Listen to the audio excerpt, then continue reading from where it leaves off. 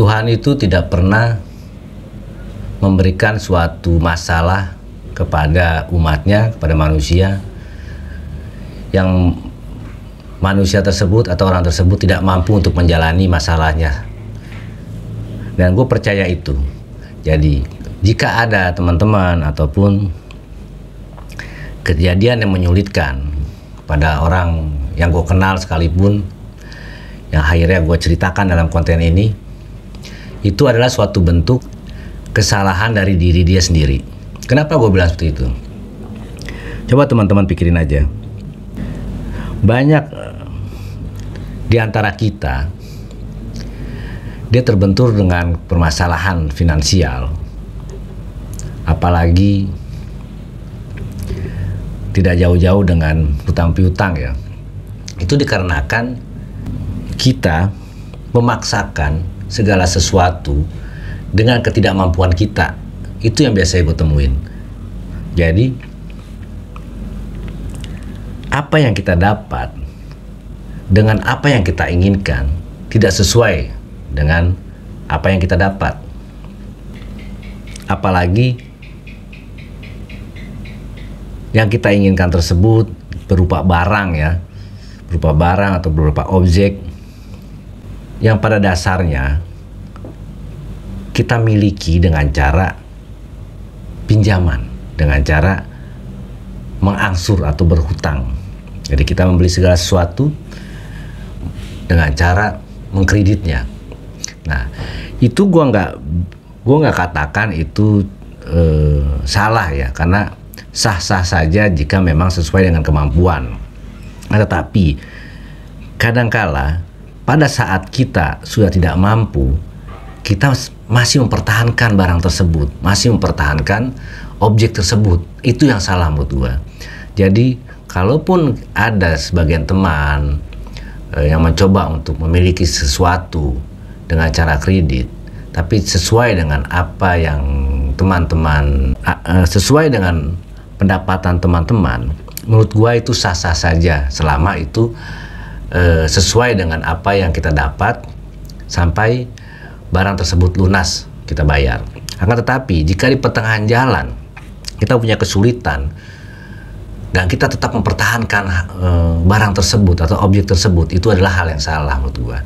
Karena akan dan pasti mempersulit kehidupan kalian. Bahkan kalian menjalani hidup pun tidak akan nyaman, karena kalian pun akan terganggu dengan tagihan-tagihan ataupun orang-orang yang menagih di rumah kalian. Jadi menurut gua, Tuhan tidak akan pernah memberikan kesulitan melebihi kemampuan kita. Tidak akan. Tuhan tidak akan. Kita diberikan suatu kebahagiaan sesuai dengan apa yang kita dapat, sesuai dengan peran kita yang ada di dunia ini.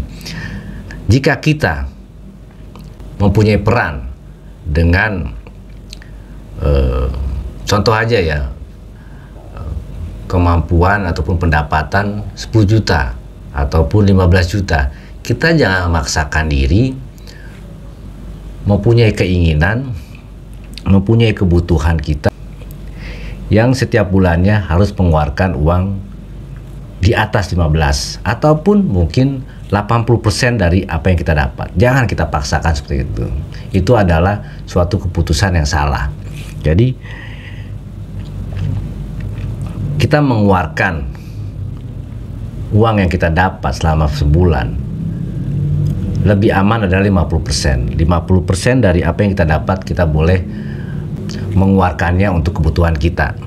Tapi di atas itu, kalau saran gua lebih baik kita mengurungkannya ataupun mencari kesempatan lain dengan cara mengumpulkan sehingga kita dapat membeli suatu barang atau suatu objek secara cash ataupun DP yang lebih tinggi lagi nantinya. Jadi jangan memaksakan kehendak kita, karena masing-masing individu, masing-masing orang tuh berbeda perannya di dunia ini dan berbeda rezekinya di dunia ini. Kecuali kita dapat merubah nasib kita sehingga setahun ataupun 2 tahun yang akan datang finansial kita menjadi lebih baik lagi dan kita pun mempunyai kehidupan yang lebih baik lagi, sehingga apa yang kita inginkan kita dapat raih secara baik. Yang harusnya dia sudah tidak mampu untuk membayar suatu kendaraan, akan tetapi dia mencoba untuk mempertahankannya. Yang mungkin saja kalau saran gua, akhirnya dia itu bisa tenang hidupnya karena mengembalikan kendaraan tersebut kepada pihak bank, sehingga tidak bermasalah lagi hidupnya. Kan tetapi jika kendaraan tersebut malah dianggunkan ke orang lain atau digadaikan ke orang lain, itu malah mempersulit hidupnya karena dia harus membayar angsuran kepada bank rutin setiap bulan, dan dia pun harus mengumpulkan uang untuk menebus lagi kendaraan dia karena digadaikan ke temannya. Nah, itu kan suatu keputusan yang salah menurut gua.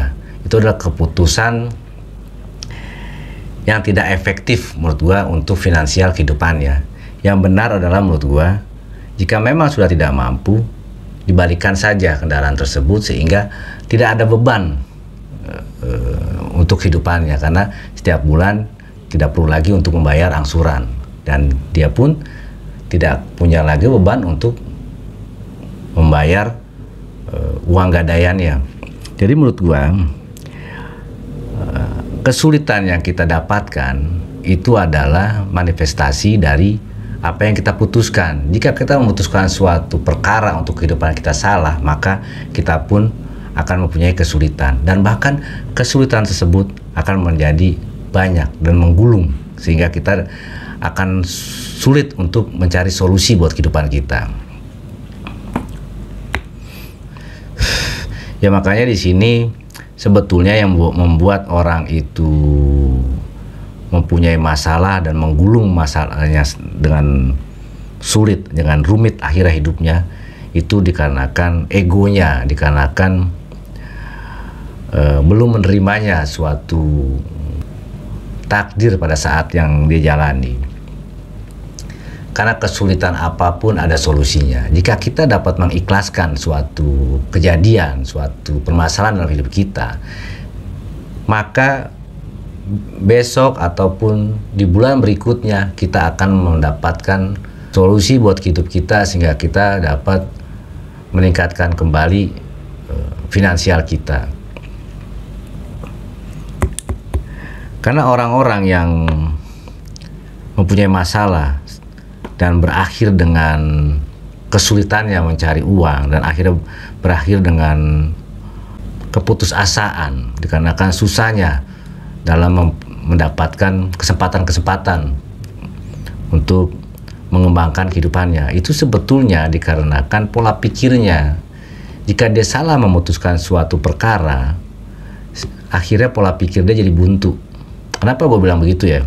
Karena gini teman-teman, kayak contoh tadi, misalkan seandainya saja kendaraan tersebut misalkan dibalikan kepada pihak bank, otomatis ada suatu surat.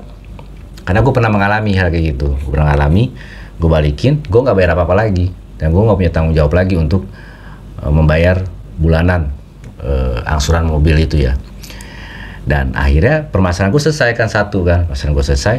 Nah, akhirnya gue fokus dengan masalah gue satunya lagi, yaitu adalah mencari pekerjaan atau mencari usaha sehingga gue dapat income. Karena pada saat itu gue nganggur, akhirnya gue memutuskan bahwa beban kendaraan yang gue punya harus gue singkirkan dulu. Gue nggak mempertahankan itu, gue singkirkan dulu. Biarkan saja gue jalan kaki pun atau gue cuma naik sepeda motor, nggak ada masalah, gue singkirkan itu. Akhirnya kan pikiran gue jadi jernih kembali karena gue tenang. Orang nggak akan dapat berpikir dengan jernih, nggak akan dapat berpikir atau mendapatkan solusi untuk hidupnya jika pikirannya itu galau ataupun pikirannya itu rumit, banyak pikiran gitu. Itu pasti yang ada adalah hal-hal negatif di pikirannya. Makanya kita tidak menutup mata juga jika ada kejadian-kejadian orang akhirnya mencuri, dikarenakan dia sudah mentok pikirannya. Dia sudah mentok pikirannya karena dia tidak dapat berpikir dengan jernih lagi. Jadi akal pikirannya itu sudah buntu, tidak dapat dikontrol lagi karena banyaknya beban pikiran, sehingga dia tidak dapat mendapatkan peluang-peluang untuk diri dia. Tapi jika salah satu masalahnya disingkirkan dahulu. Masalah disingkirkan, seperti contoh tadi, jika mempunyai tanggungan, kasihlah kepada serahkanlah kepada kepemilikan awalnya, yaitu adalah pihak bank. Nah, sehingga kita sudah tenang, tidak punya beban lagi, tidak mempunyai tanggung jawab lagi, sehingga kita terfokus dengan diri kita sendiri. Jadi kita fokus untuk mencari kerja, kita fokus untuk berusaha, bisa berdagang dan lain sebagainya, supaya kita dapat mendapatkan uang kembali untuk kehidupan kita setiap hari dan setiap bulan. Ya, ini juga dapat menjadi inspirasi juga buat teman-teman. Kali aja ada yang mengalami kehidupan seperti itu hingga bingung memutuskan antara mempertahankan suatu objek atau mempertahankan suatu barang. Kalau menurut gua, jangan pertahankan. Ikhlaskan apa yang kita punya, kembalikan kepada pihak yang memiliki awalnya, sehingga kita tidak mempunyai beban apapun, sehingga kita dapat fokus menata hidup kita kembali dari nol. Dan yakinlah, jika kita fokus dalam berpikir, kita pasti akan mendapatkan kebahagiaan, kita pasti akan mendapatkan peluang kerja ataupun peluang usaha, sehingga hidup kita menjadi layak kembali. Makanya ada kan pasti konten-konten motivasi, konten-konten seorang motivator yang mengosongkan pikiran kita.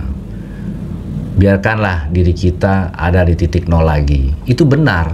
Jadi kalau kita punya masalah secara finansial, buatlah diri kita pada titik nol lagi. Itu maksudnya seperti apa sih kita mengembalikan diri kita kepada titik nol? Kita seperti seorang bayi yang baru lahir. Dia tidak mempunyai beban apapun, dia tidak mempunyai tanggung jawab apapun, dan dia pun tidak memikirkan apapun. Nah, jika sudah seperti bayi lagi kita pada titik nol, kita tidak punya masalah eksternal dalam diri kita, maka kita pun dengan mudah mencari sesuatu, ataupun kita pun dengan mudah memikirkan sesuatu, sehingga apa yang kita inginkan pasti dapat tercapai. Jika kita punya beban hidup kita contohnya mau nyari kerja gitu misalkan, kita pasti nggak akan fokus, karena pada saat kita ingin mencari pekerjaan, kita pasti menggunakan waktu 2 jam, 3 jam memikirkan permasalahan kita, hingga peluang-peluang yang baru yang harusnya kita pikirkan ini terganggu waktunya. Tapi jika kita tidak punya masalah lagi, kita singkirkan masalah kita, maka kita fokus dalam waktu beberapa jam yang kita gunakan, benar-benar fokus pada satu inti, pada satu topik, pada satu tujuan. Jadi makanya orang-orang yang collapse, yang mengosongkan diri dia sehingga dia ada di titik nol, kenapa mereka bisa bangkit lagi? Kenapa mereka bisa berjaya lagi hidupnya? Karena mereka sudah menyingkirkan masalahnya. Jika masalahnya sudah tersingkirkan, gue yakin banget dan gue jamin banget, kita pun teman-teman pasti dapat bangkit kembali. Karena gue pun mencoba seperti itu, dan banyak teman-teman gue juga mencoba seperti itu. Akhirnya mereka dapat bangkit kembali. Karena manusia itu selama dia masih bisa berdiri, selama dia masih bisa berpikir sehat, kita masih dapat bangkit kembali. Kita masih dapat mendapatkan rezeki kembali. Jadi jangan pernah putus asa, dan jangan pernah lupa untuk bersyukur. Dan jika kita mempunyai permasalahan hidup, jangan lupa juga untuk mengikhlaskan masalah tersebut. Karena gue yakin apapun masalah kita pasti ada solusinya. Dan jika tidak ada solusi untuk masalah hidup kita, itu karena diri kita sendiri. Karena diri kita lah yang menciptakan bahwa kita tidak mempunyai solusi untuk hidup kita. Sampai ketemu lagi di Rumah Ngayal berikutnya. Assalamualaikum warahmatullahi wabarakatuh. Salam sejahtera untuk teman-teman sekalian. Salam bahagia. Salam Rumah Ngayal.